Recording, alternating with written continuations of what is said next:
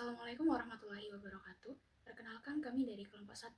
Kami akan mempresentasikan materi mengenai perumusan teori akuntansi berdasarkan pendekatan tradisional. Pada presentasi kali ini, kami akan menjelaskan bagaimana pendekatan tradisional itu memandang teori akuntansi sebagai hasil pemikiran normatif yang berfokus pada konsep, asumsi, dan juga prinsip sebagai dasar praktik akuntansi. Kami berharap pemaparan ini dapat membantu memahami bagaimana teori akuntansi berkembang sebelum munculnya pendekatan yang lebih modern dan empiris.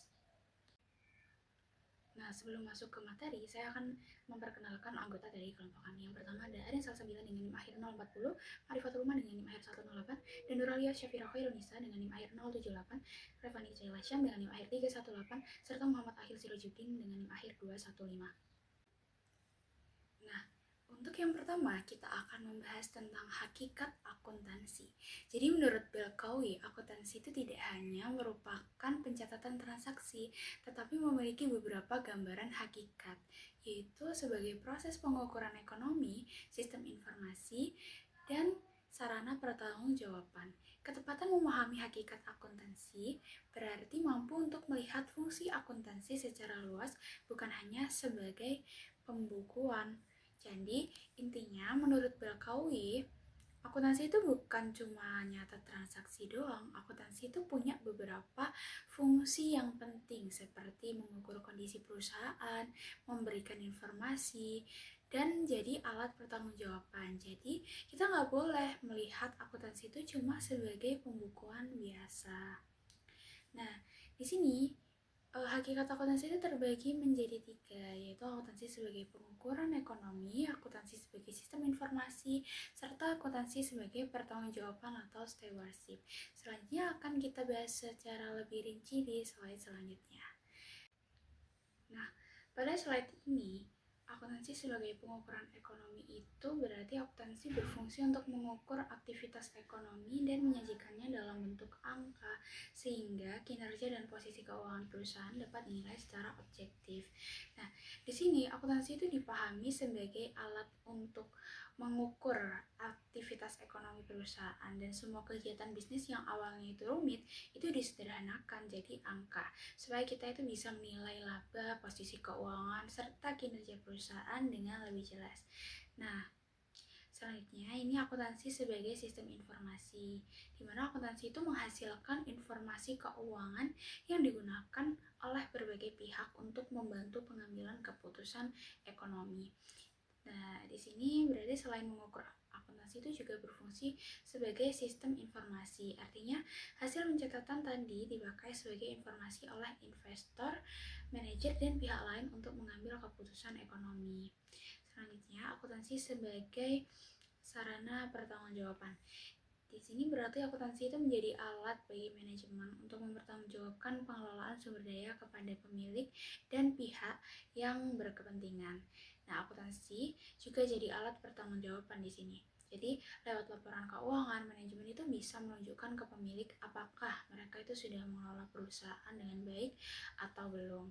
Jadi, kesimpulannya hakikat akuntansi itu luas. Akuntansi itu bukan cuma mencatat, tetapi juga mengukur, kemudian memberi informasi, dan juga membantu untuk mempertanggungjawabkan.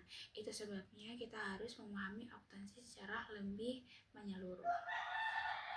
Baik, selanjutnya yaitu verifikasi teori akuntansi. Apa sih verifikasi teori akuntansi? Yaitu suatu proses untuk menilai apakah suatu teori dapat dianggap valid atau tidaknya. Nah, cara verifikasinya berbeda, tergantung pada sudut pandang yang digunakan. Nah, pendekatan verifikasi teori akuntansi ada dua, yaitu teori normatif dan teori akuntansi positif.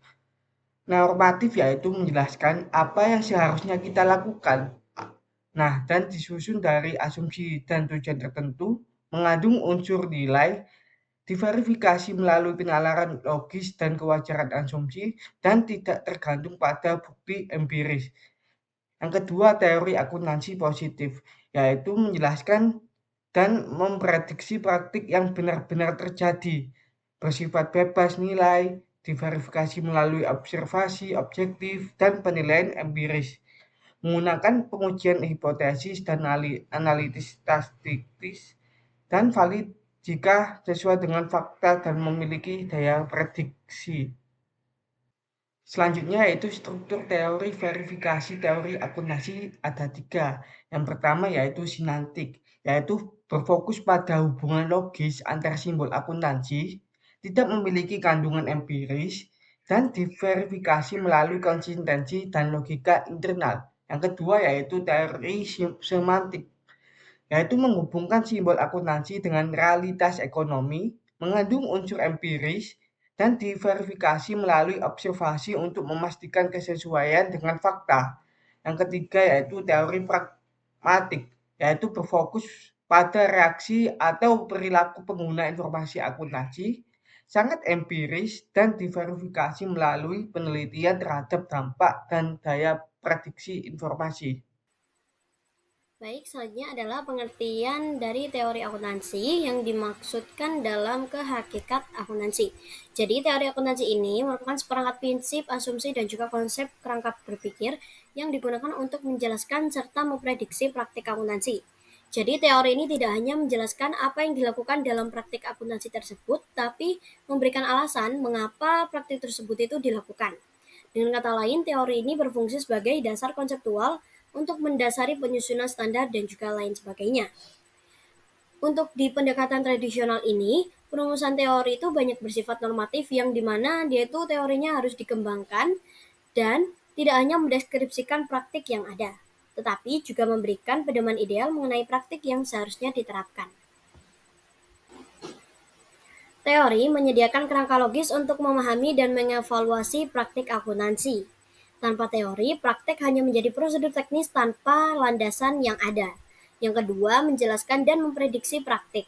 Jadi teori itu membantu menjelaskan mengapa metode tertentu digunakan dan bagaimana dampaknya terhadap laporan keuangan. Selain itu, teori juga dapat menentukan dan juga memprediksi konsekuensi dari metode akuntansi tertentu. Yang ketiga, ada menjadi dasar perumusan standar. Dalam pendekatan tradisional, teori menjadi dasar dalam menetapkan standar akuntansi agar konsisten, logis, dan dapat diterima secara rasional. Yang terakhir, yaitu keempat, meningkatkan kualitas informasi keuangan. Jadi tujuan akhirnya adalah menghasilkan informasi yang relevan, andal, dan berguna bagi para pengguna laporan keuangan. Maka dari itu, teori akuntansi itu tidak bisa berdiri sendiri, tetapi berfungsi untuk mendukung sistem pelaporan keuangan yang rasional dan dapat dipertanggungjawabkan. Selanjutnya, ada hubungan teori dengan praktik akuntansi. Yang pertama, teori mempengaruhi praktek. Mengapa teori mempengaruhi praktek? Karena teori memberikan pedoman dalam menentukan metode, pengukuran, pengakuan, dan pelaporan. Misalnya, konsep historical cost, matching atau revenue recognition berasal dari kerangka teoritis yang kemudian diterapkan dalam praktek. Yang kedua, praktek mempengaruhi pengembangan teori. Perkembangan dunia bisnis sering memunculkan masalah baru yang belum dijelaskan oleh teori lama. Maka dari itu, hal ini mendorong penyempurnaan atau pengembangan teori yang baru. Lalu yang terakhir ada dalam pendekatan tradisional. Hubungan ini adalah yang dimaksud adalah hubungan teori dengan praktik akuntansinya. Hubungan ini tuh cenderung satu arah, yaitu teori dikembangkan terlebih dahulu berdasarkan penalaran logis dan deduktif. Kemudian, praktek mengikuti teori tersebut, yang artinya praktek harus dianggap sesuai dengan prinsip yang dirumuskan secara normatif. Baik, selanjutnya saya akan menjelaskan tentang pendekatan deduktif dan pendekatan induktif. Jadi, dalam teori akuntansi, konsep dan standar tidak muncul begitu saja. Ada metodologi atau cara berpikir tertentu dalam merumuskannya. Secara umum, ada dua pendekatan, yaitu pendekatan deduktif dan pendekatan induktif. Baik, selanjutnya ini menjelaskan tentang pendekatan deduktif. Pendekatan deduktif itu dimulai dari hal yang sifatnya umum seperti tujuan laporan keuangan atau asumsi dasar akuntansi. Dari situ kemudian diturunkan menjadi prinsip dan standar yang lebih spesifik. Jadi alurnya dari utama ke khusus. Pendekatan ini itu kuat secara logika dan sistematis. Tetapi kelemahannya adalah bisa terlalu teoritis jika asumsi awalnya tidak sesuai dengan kondisi nyata. Selanjutnya yaitu pendekatan induktif. Sebaliknya, pendekatan induktif itu dimulai dari praktik yang terjadi di lapangan. Praktik tersebut diamati, lalu dicari pola yang berulang, dan akhirnya dirumuskan menjadi prinsip umum. Alurnya dari khusus ke umum. Pendekatan ini tuh lebih realistis karena berdasarkan fakta, tetapi ada risiko hanya mengikuti kebiasaan praktik meskipun praktik tersebut belum tentu ideal secara konsep. Nah, karena itu dalam perkembangan akuntansi modern, kedua pendekatan ini tuh biasanya dipadukan. Deduktif memberikan dasar konseptual yang kuat, sedangkan induktif itu memastikan teori tetap relevan dengan praktik. Ada berbagai pendekatan tradisional dalam teori akuntansi. Dalam pendekatan tradisional, teori akuntansi itu dikembangkan melalui pemikiran yang logis, pengalaman praktik, serta pertimbangan profesional sebelum berkembangnya penelitian empiris modern. Menurut Belkawi, pendekatan ini berusaha untuk menjelaskan dan merumuskan prinsip akuntansi berdasarkan apa yang dianggap paling bermanfaat bagi praktik. Nah, pendekatan tradisional ini terdiri dari beberapa bentuk utama, yaitu ada pendekatan pragmatis atau pragmatic approach, di mana pendekatan pragmatis merupakan pendekatan yang mendasarkan perumusan teori akuntansi pada praktik yang telah berjalan dan dianggap berhasil digunakan. Artinya, prinsip akuntansi tidak dibangun dari teori abstrak terlebih dahulu, tetapi dari kebiasaan praktik yang terbukti dapat diterima oleh para akuntan dan pengguna laporan keuangan. Selanjutnya, menurut Pilkowi, pendekatan ini muncul karena akuntansi berkembang sebagai praktik bisnis sebelum menjadi disiplin ilmiah. Oleh sebab itu, metode yang sering digunakan dan dianggap efektif kemudian dijadikan dasar pembentukan prinsip akuntansi. Selanjutnya ada pendekatan normatif atau normative approach, di mana pendekatan normatif ini berfokus pada apa yang seharusnya dilakukan atau what should be dalam akuntansi. Pendekatan ini mencoba untuk merumuskan konsep dan juga prinsip akuntansi yang ideal berdasarkan logika, tujuan pelaporan keuangan, dan juga pertimbangan ekonomi.